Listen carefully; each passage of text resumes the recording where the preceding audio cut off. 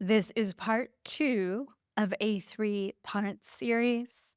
I'm not saying that someone could be full-blown narcissist and you still might not recognize it just because they've always been that way in your life, but the subtle one is so sneaky, and I just think, like, I went 35 years without recognizing it because it was so subtle and very much like you said, where there's such a caring magnanimous what's the word? Like, Magnetic. very yeah, magnetic personality and always checking in on people, but it's always like a little quick sentence and then bam, back to them. So appreciate you saying that. It took me 35 years to recognize this. And one part of that is it is so covert.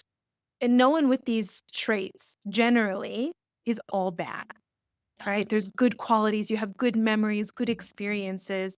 And that's what makes it even more confusing for whatever your relationship is with this person because you think, how could that happen when there's all this positive stuff? Like, I must have gotten it wrong.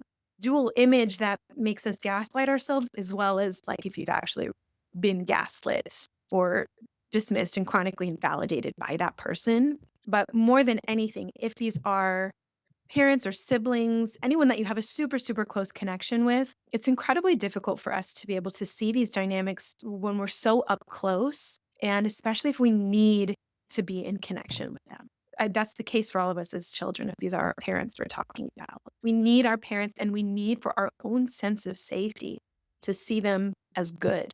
And that's where that other layer of harm can come in. It's like if they're good, but all this stuff is happening, it must mean that I'm bad or wrong. So you have to be aware that that might be a belief and a feeling, the shame that comes with that, something that you've internalized. So that when you're sitting here listening to us talk about, accepting them as they are, recognizing this has more to do with them than us, that's really hard to do when you have this internalized belief that it's been me all along. So that's something you need to be aware of is how have I come to see myself as a result of some of these relationships, because that can absolutely stand in your way of being able to navigate those moments or those relationships in a way that protects your peace. When you said that, it's interesting because it touches on the guilt that you talked about. Because this was someone who wasn't a parent. So I didn't have that much impact. Had impact, but not like that, right? So I didn't have the guilt for it. I do know that besides this, though, this is kind of another big emotion we were going to talk about, which is the guilt, which maybe not, and maybe it doesn't come from this scenario. It could be something totally different where you feel like you aren't living up to what your family wants, or you feel like you're responsible for something, or whatever that guilt is. I mean, there's even some people who are really in a situation where they feel guilty because they can't have kids and give, grandkids to their grandparents. Like, there's so much guilt. And I know that this is a huge topic to cover. This Yeah. could be a book and is a book. But what do you think are some of the things to be aware of for that when you're surrounded with this feeling of guilt, which in one instance maybe is just you feeling it, and in another, perhaps it's actually people are continuing to make you feel that way? I might venture to say that if you are feeling it within yourself, it is also coming from somewhere around you, even if it's subtle. God, yeah, this is so, so tricky. I'll try to boil this down into a few key points, because I know this also comes in the context of boundaries as well, is guilt for saying no to something, guilt for asking for something different, guilt for just like having a need, right? All of those. So this might be one of those topics where, again, really important to keep in mind how you navigate through this with healthier people where there's opportunity for conversation, right? Where you have the ability to, whether it's probably not at that holiday dinner, but at a later time, have a discussion with them to express how you're feeling or the impact of something on you versus unhealthier relationships and dynamics where this is more going to just be your internal work. So that guilt, I think just noticing it in the first place, because when you've been in that family dynamic for a long time, on the unhealthier side, guilt is something that is used to control people in the family, to do what someone else wants or for them to not do something. And that can look like all sorts of different things. It can be very overt, like, you express a need to someone in the family and they completely dismiss it and say, "Oh, I understand that's really hard for you, but this person needs you." And they discount your needs and your boundaries. So it's guilt in that way. Families, and this gets really tricky again with culture, but families that are super, super enmeshed, if you try to do something outside of the family or that's more individual focused, it's like guilt that you're not close to the family, right? Everything that keeps you pulled in, connected, but also controlled. So, big picture, like we really do need to look at how has guilt played out in your family.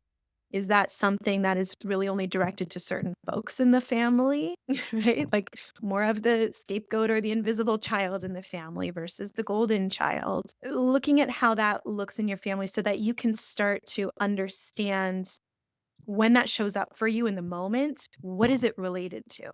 Is guilt really there because, of course, we can feel guilty about things that we've done because they don't fit with our values and our morals, right? That's perfectly valid. Right? Guilt that, like, oh, I said something I shouldn't have said, or I responded in a way that didn't feel good for me. Right? That's important that we look at that kind of guilt too, because it tells us, hey, realign with what feels right for you. But is that guilt based on someone else's need or expectation of me? Separating those two things out is huge because it automatically puts a little bit of distance between you and that feeling. Oh, I'm feeling guilty right now because I asked not to host this year, but this person really poured it into me about all the reasons that they can't do it or how they'd love to be at my home, even though I know I don't have the mental health capacity to do it, for example. Right? So we let the guilt bypass what our needs or feelings are. So if you can see the guilt for what it is, where it's coming from, and then also take a look at, if I follow that guilt, what am I ignoring in myself? Right? Is there a certain feeling I'm overlooking? Is there a certain need I'm overlooking? Because this is where we get into a really tricky cycle with guilt. It gets tied up with self abandonment. And when you start to abandon your own needs and feelings, you start to get really resentful. And the more resentful you get, at some point, something comes out sideways because human beings can't contain all of that inside of us. And then when something comes out sideways, you put that guilt and shame on yourself again, and you fall back into that cycle of shutting your own wants and needs down and people pleasing. So if you can recognize your cycles before you go into these family dinners, that's super helpful. But I think there's pieces to think about in terms of if you need to say no or set a boundary, knowing that that guilt is something that is familiar to you and that you're likely to come up against. And I just want to say this is so common for so many of us. So if this is something you're dealing with, please know it doesn't make you weak. It doesn't mean that you don't know how to be assertive. All of us want to be so connected to our loved ones, for better, for worse. And it's just a cycle that we get caught in because if we follow along with what someone else wants, oftentimes it helps us stay connected to them. But it's also really important to step out of that because it has some really, really heavy consequences for us. So, in terms of how this is connected to boundaries, think about boundaries existing again on a spectrum where you might start with a healthier person or family member with a request where you're actually asking. And most of us do this thinking that we're setting a boundary. It's like, could you please not bring up fertility issues at a dinner table? Could you please not ask me about dating? So you start with a request. A reasonably healthy person doesn't mean they're not going to have a reaction to it, but generally they're going to be somewhat responsive, even if it takes a couple conversations. The next step up is external boundaries, where we're explicitly stating what we are going to do if this person or people are not willing to respect what it is that you're saying no to or asking for. Right? And it's not an ultimatum. It's not in a threat form. And it's not about punishing someone because I want to remind people we don't set boundaries with people that we don't want to be in relationships with. We set boundaries because we're trying to figure out how do I stay connected to you, but also stay connected to myself. And I know that's really, really hard, especially when we've gotten guilted for our boundaries. But if those are not working, then we really have to go to internal boundaries. And that's what I would really recommend for people who have someone in the family who's emotionally immature or even narcissistic, because those explicitly stated boundaries, not only do they just not work, but it reveals to that person where your vulnerability is, the thing you don't want them to talk about, the thing you don't want discussed, the thing you want to say no to. And they will often use that as a target to push, push, and push right on that spot that you've explicitly asked to be left out. So, knowing the framework of how you're gonna navigate through those things is really important. Before we even talk about how to communicate boundaries, this and that, is like, what kind of boundaries am I actually trying to implement here? Is it a request? Is it just something that I do within myself?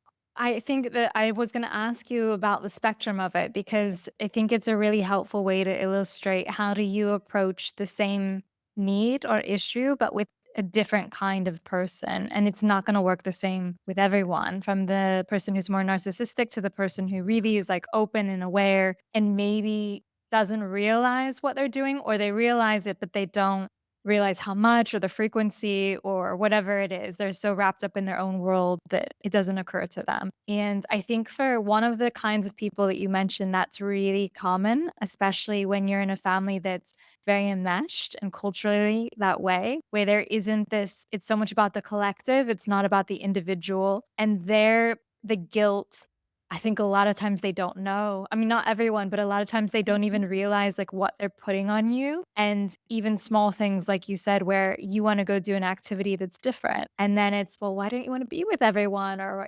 etc.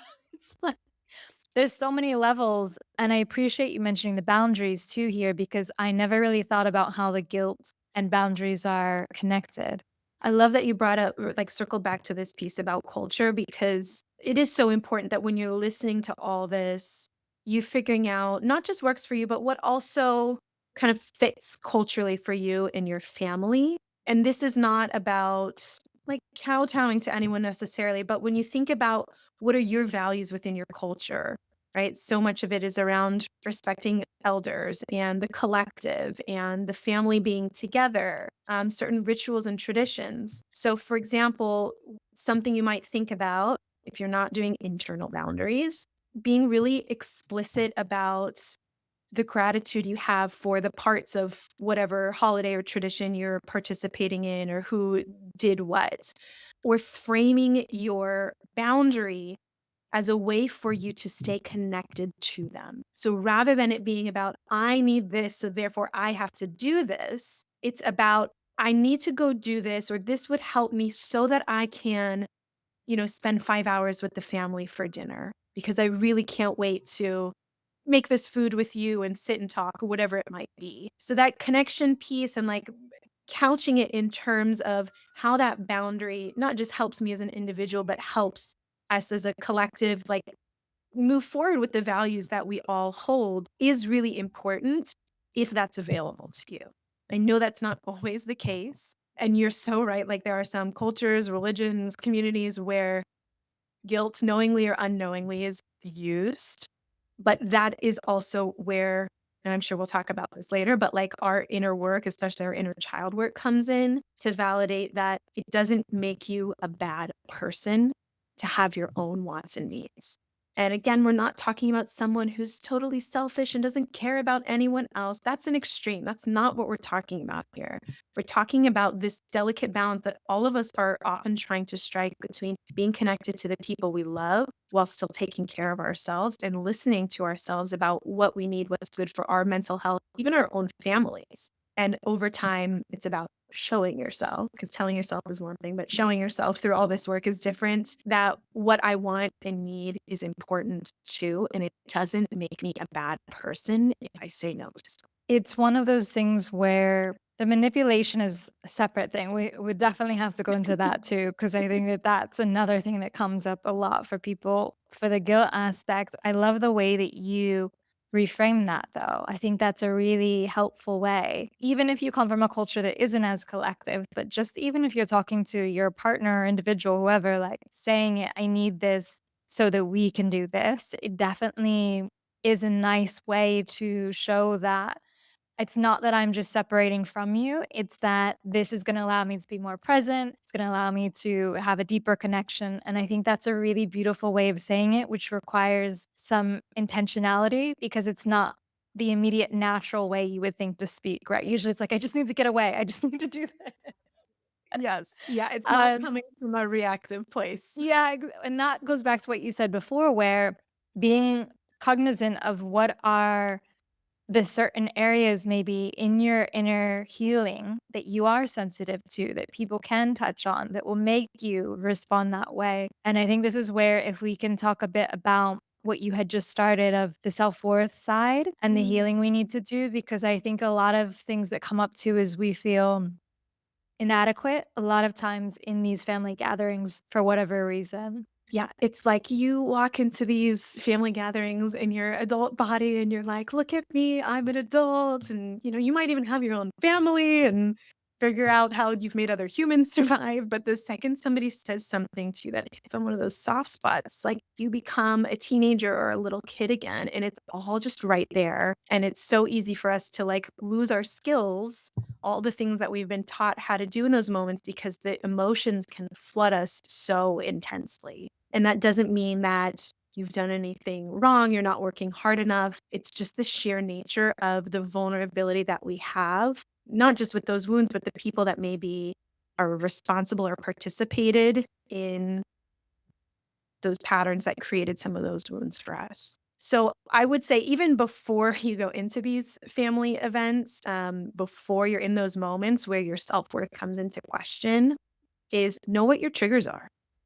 Right? Know where your soft spots are. And that doesn't mean that we're always going to set boundaries around that because a boundary can also just be walking away or changing the subject. It doesn't have to be some big hammer that comes down on the table. But know where your sensitivities are so that you can be prepared, just like with internal boundaries, where we talk about anticipate that this person is going to be exactly who they are, exactly who they continue to be. Anticipate that this topic might come up or this person might say something snarky under their breath.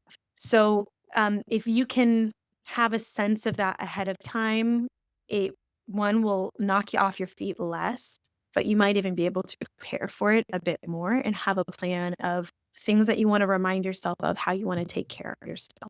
This is the end of part 2 of this 3-part series. So there will be one more part where we'll dive in deeper with Dr. Denise on topics that can really help you during the holidays and beyond with those family relationships, friendships, or any sort of interaction where you know it could be triggering, how to help you through that. I will see you in the next one.